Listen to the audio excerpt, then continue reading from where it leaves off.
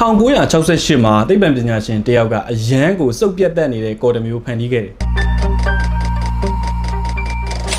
သူကိုယ်တိုင်လည်းထွက်လာတဲ့ result ကိုကြည့်ပြီးတော့တော်တော်လေးစိတ်သက်ကြသွားတယ်။သူရကျင်ခဲ့တဲ့ကော်ကကတ်လိုက်တာနဲ့လုံးဝကိုခွာလို့မရအောင် strong ဖြစ်တဲ့ကော်မျိုးသူကဖန်တီးကျင်ခဲ့တာ။ထွက်လာတဲ့ result ကကတ်တော့ကတ်တယ်ဒါပေမဲ့အလွယ်တကူပြန်ပြီးတော့ခွာလို့ရနေတယ်။ဒီတော့သူစိတ်သက်ကြသွားတယ်။အဲ့ဒီ project ကိုလည်းသူလှည့်မကြည့်တော့ဘူး။ဒီလိုနဲ့နောက်တစ်နှစ်လောက်ကြာတဲ့အခါမှာသူ့ရဲ့တငယ်ချင်းကသူဖန်တီးထားတဲ့ကော်တွေကိုယူပြီးတော့သုံးနေတာကိုတွေ့တယ်။ဘယ်လိုသုံးနေလဲဆိုတော့စာအုပ်ဖတ်တဲ့အခါမှာစာမျက်နှာတွေမှတ်ဖို့အတွက်သုံးတာ။ဘာကြောင့်လဲဆိုတော့ဒီကော်တွေကကတ်တယ်ခွာတာလည်းလွယ်တယ်။ကော်ရဲ့အကျွမ်းကြံတွေကလည်းစာမျက်နှာပေါ်မှာကြံမနေခဲ့ဘူး။အဲ့ဒီမှာသူချက်ချင်းနားလေသွားတာကဒါက product မှာပြဿနာရှိနေတာမဟုတ်ဘူးဆိုတော့သူသိသွားတယ်။အဲ့ဒီနောက်မှာသူတို့က post it note လို့ခေါ်တဲ့ sticky note လေးတွေကိုဖန်တီးပြီးတော့ရောင်းတယ်။ဒီနေ့မှာဆိုရင်တကဘာလုံးနဲ့ခြီးပြီးတော့ကျွန်တော် sticky note လေးတွေသုံးနေကြတယ်။ဆိုတော့ဒီဗီဒီယိုမှာကျွန်တော်ပြောချင်တာကကော်တွေအကြောင်းမဟုတ်ဒီအဖြစ်ပြက်လေးကနေဗာသင်ခန်းစာရလိုက်လဲဆိုတော့တခါတလေမှာ product ကမှားနေတာမဟုတ်ကျွန်တော်တို့သွားပြီးတော့ဖြည့်ရှင်းပေးခြင်းတဲ့ market ကမှားနေတာ။10 minutes marketing ဖြစ်ပါတယ်။နောက်ဗီဒီယိုတွေမှာပြန်ဆုံပါမယ်။